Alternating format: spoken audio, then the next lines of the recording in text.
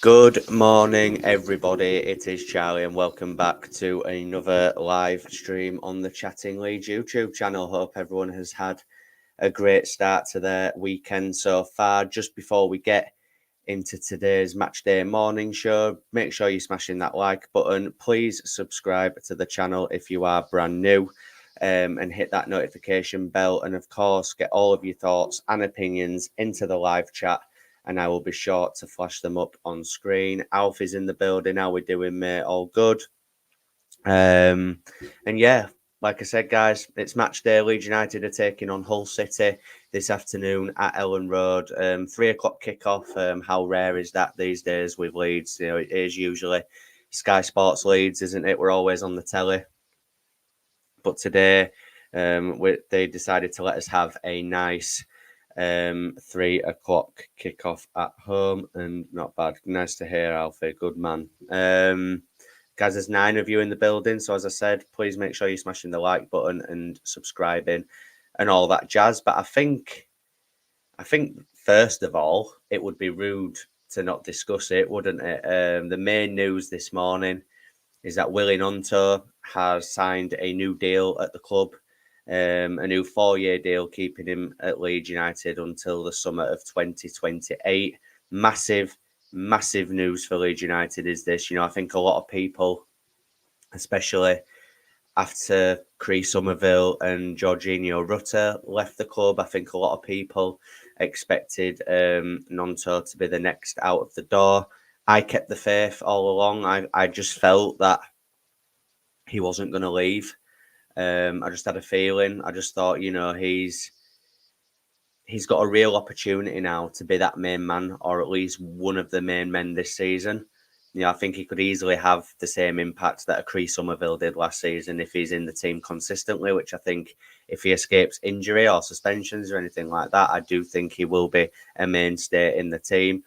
We saw last week at Hillsborough how good and how effective that he can be in the number 10 role. You know, the low centre of gravity, the quick turn of pace, his shooting, his dribbling ability is really, really good. And I think it can cause a lot of defences some real headaches this season. And hopefully that begins this afternoon against Hull City. But yeah, I think, you know, a lot of people were sort of umming and ahhing about the transfer window last night. I gave it a 7 out of 10.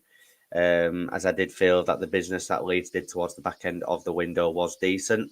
Yes, we didn't go out and get an ideal number 10 in the form of Gus Hamer, Elias Scher. You know, there was Salai linked as well, although I think he was more of a winger, but he could play in the 10. And I get, you know, Owen last night on the White Wall and Chatting Leeds deadline day special.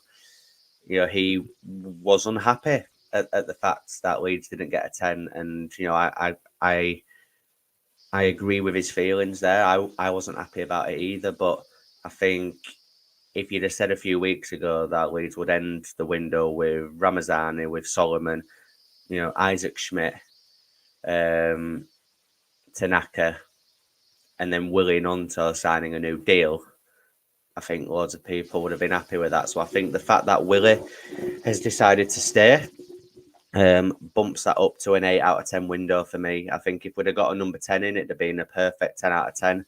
But obviously, we'll discuss the other signings in just a bit. Guys, make sure you're getting your comments in. Let's get everybody's thoughts in the chat. Alfie's going to the game. Yep, so am I, pal. Whereabouts are you sat? Whereabouts are you sat, mate? Couldn't believe it when I woke up and saw it. Yeah, I don't think I could either, mate, in all honesty. I like I said, I thought he would stay.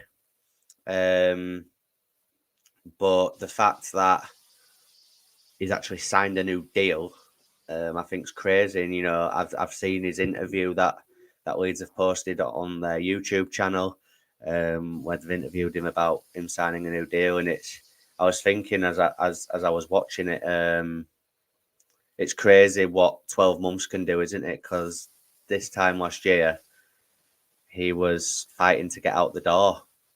You know, he'd handed a transfer request in. People were booing his name. You know, horrible chanting in the ground for him. And Fast forward 12 months, and he had a good second half of last season. A lot of his pals have left, and everyone thought because his mates had left that he'd leave as well, which is a lot of nonsense. He's stayed, but not only has he stayed, but he's signed a new deal, and he's happy to have signed a new deal. And guys, this will shock you: no release clause, no exit clause, according to various journalists connected to the club, i.e. Graham Smith, and even Fabrizio Romano said that there's no release clause in this new deal as well, which is even bigger, which means, if someone wants him at the end of this season, cough up the big bucks. Cough up the big bucks. Alfie saying cheese wedge. Southeast upper. Yeah, so I'm in the south stand, mate. That's where my season ticket is. I'm in the south upper, a lot closer to the away fans than what you will be, mate. But yeah. You're saying Ramazani to start today, mate. I mean, that can lead us into discussing the game, Alfie. But yeah, I think he will start. Obviously, Dan James is out for this one with a hamstring issue. I think, with Ramazani, he's had longer with the team than like a Solomon. So I would expect him to start. Where he starts is the question. Is he going to come off the left, which is his more natural position, or is Nonto going to stay out on the left and Largy on the right with Brendan Aronson in the 10? Or is Ramazani not going to start at all?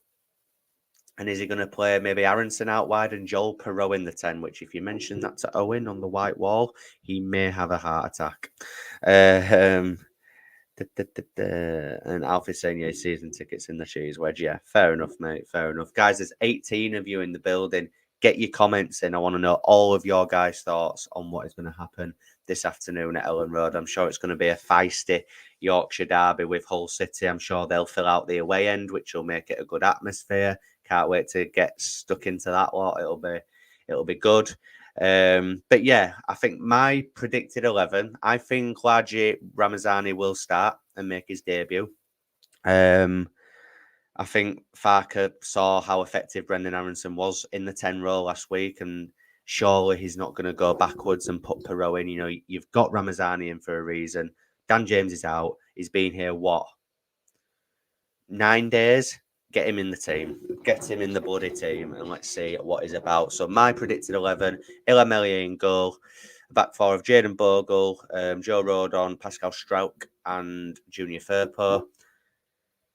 As much as I don't want to see this, because I think the balance is there's just no balance whatsoever. But I think he will stick with Gruev and Ampadu in the double pivot.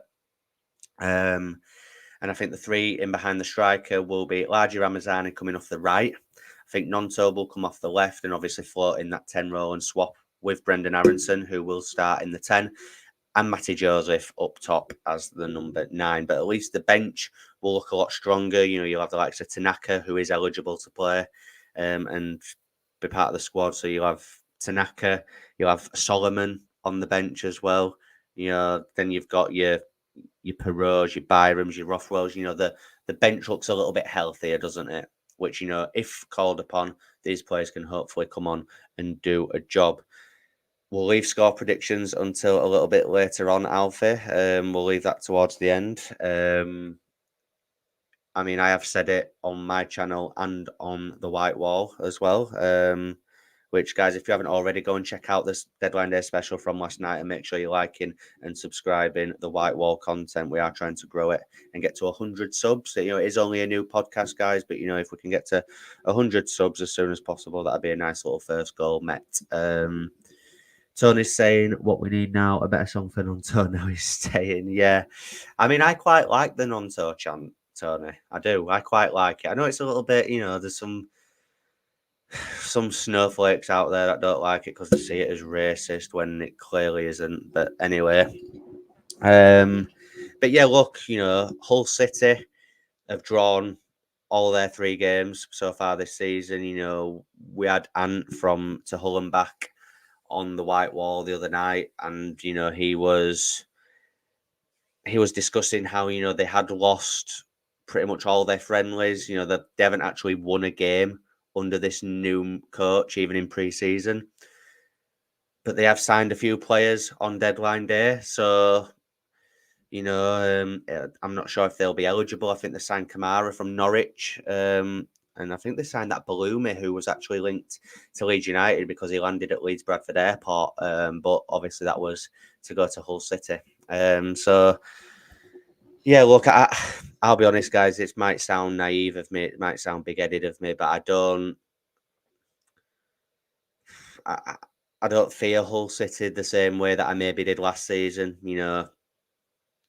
I think last season, they had the likes of Jacob Greaves, they had Fabio Carvalho, they had Liam Delap, they had Jaden Philogene, they had very good players on top of the existing core group. And, Jacob Greaves has gone to Ipswich, Philogene's gone back to Villa, Delap's gone to Ipswich as well. Yes, they've still got Coyle. They've got Ryan Giles, got Liam Miller now, who obviously had that great game against us last season for Preston. But still, I just don't see anyone in that team that can cause us any real threat. I think their main threat will probably come from set pieces, which is our weakness, and I think they'll know that. So, we need to be extra diligent on set pieces for me. It's always our downfall. Whether it's attacking set pieces or defending set pieces, we just don't seem to do well with it. God knows why. They clearly don't work on it at Thorpe Arch.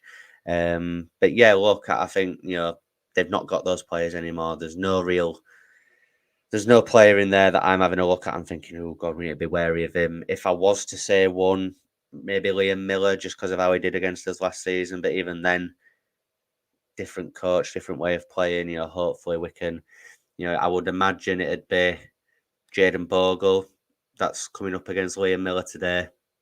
We all know from the first few games of the season that Jayden Bogle maybe isn't the best defensively going forward. I think he's brilliant, but he needs to work on his defensive play for me, because I think Liam Miller could give him a tough afternoon if he is not bang on it. Alfie's saying, who was that fella they got late on? Yeah, I think that was the Norwich one. Alfie, that they signed late on last night. David saying, let's hope Fark's looking at other formations as we don't have a designated number 10. As much as you are correct there, mate, I think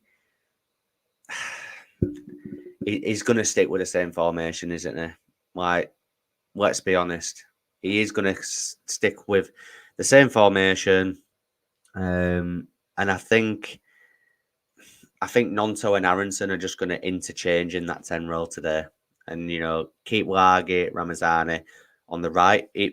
They may switch wings. They may all switch at various points throughout the game just to cause Hull a little bit of confusion. Alfie's saying he's got a run. Thanks. Yeah. Catch you later on, pal. I will be live later on this evening.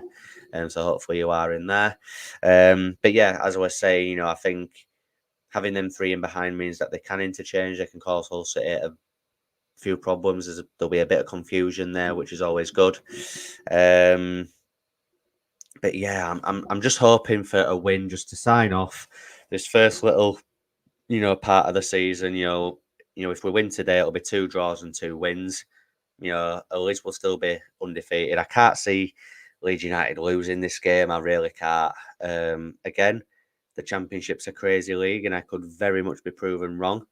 But yeah, obviously Alfie asked me for my score prediction earlier, and he's probably not going to see me give it. But my score prediction is 3-1 to Leeds. I think Joseph is going to get off the mark. I think the big sexy pirate at the back is going to score for some reason as well.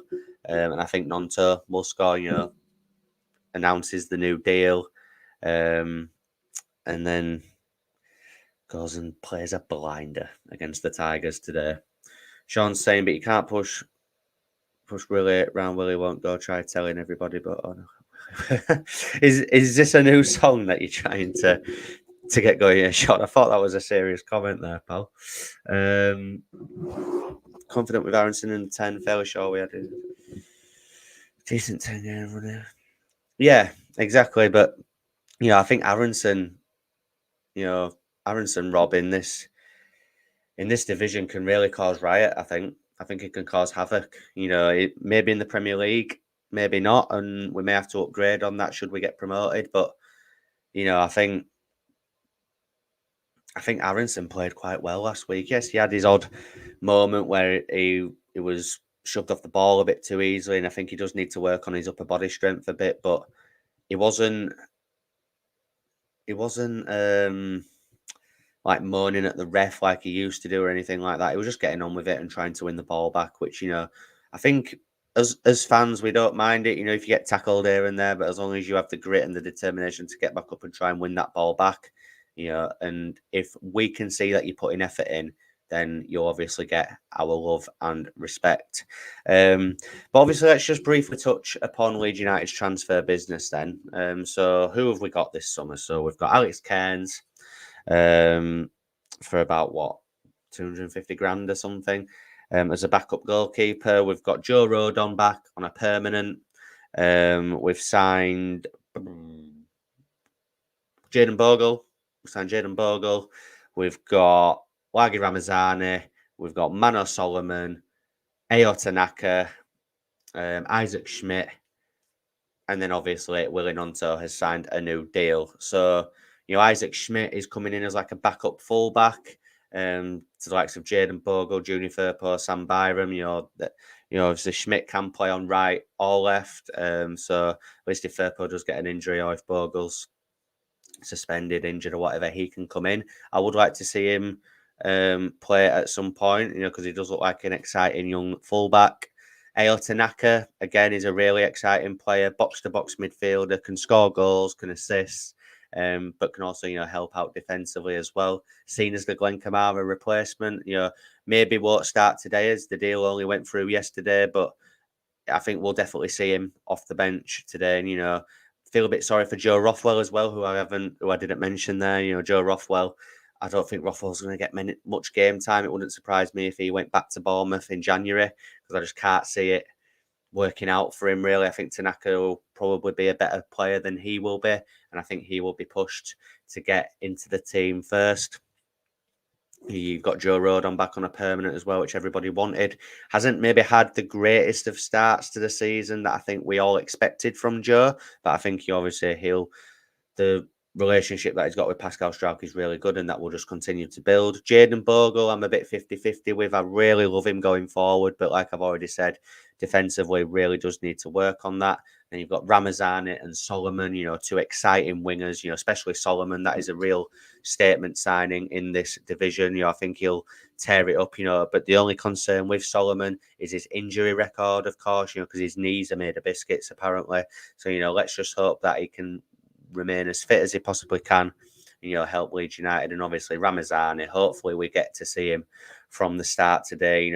The Chris Somerville replacement and the clips that I've seen of him on YouTube playing for Almeria, he does look like a similar ball player to what Somerville was, how he dribbles with the ball, how he likes to cut inside on that right foot. So, hopefully everything is all good for Leeds United moving forward. I'm kind of glad the window's closed now, because I'm sick of hearing all these ITK accounts, that are just reporting as being linked to this player, Like, it's done now. The squad is as it is, at least until January anyway. Will Leeds look to add a number 10 in January? Who knows? I'm a bit gutted that we didn't get someone of the ilk of like a Gustavo Hamer or an Elias Chair or even a Roland Salai. But is that something that they will look at in January? I think it'll be more difficult to get the likes of Hamer and Chair through in January with the season already halfway through. But, we will see. David saying Chef Wednesday didn't sit back in a full block. That is my worry with 4-2-3-1. Willie knew 4-year deal. He'll score today. Yeah, I agree, Sean. Low block. Yeah, I can't see Hull coming to play in a low block, in all honesty. They'll be wanting that first win. And, even Ant said to Hull and back the other night on the white wall that if he thinks that it's a good time to be playing Leeds, which I think is a bit of a controversial shout, in all fairness. I would argue it isn't the greatest time to play us. I think we're coming into this game on the back of a good win in a Yorkshire derby last weekend away at Hillsborough. We've signed some players this week. The mood amongst the fan base and the club is a lot more positive to what it was a few weeks ago.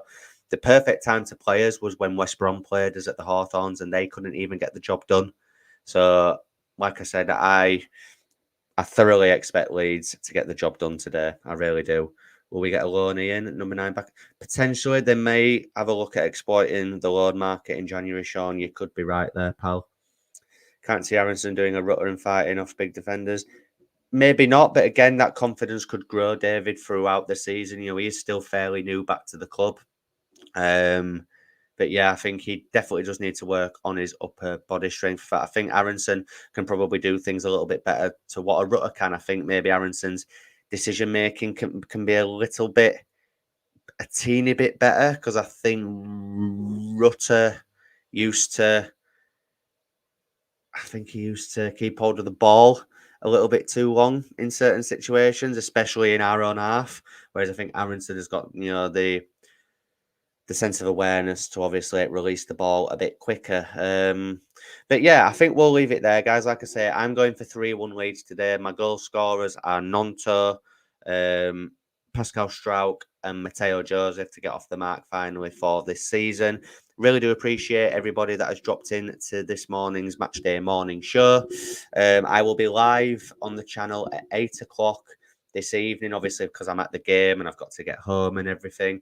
I will be live at 8 o'clock for the live match reaction with my boy Owen from the White Wall podcast. So make sure that you tune into that, guys, and get all of your thoughts and opinions on the game in the live chat. Hopefully, this isn't a promise, guys, because sometimes I do forget when I get down to the ground and stuff, but I am going to try and get like a little sort of small vlog out there maybe from the game. So, you know, hit me up in the comments if you'd like to see that more often.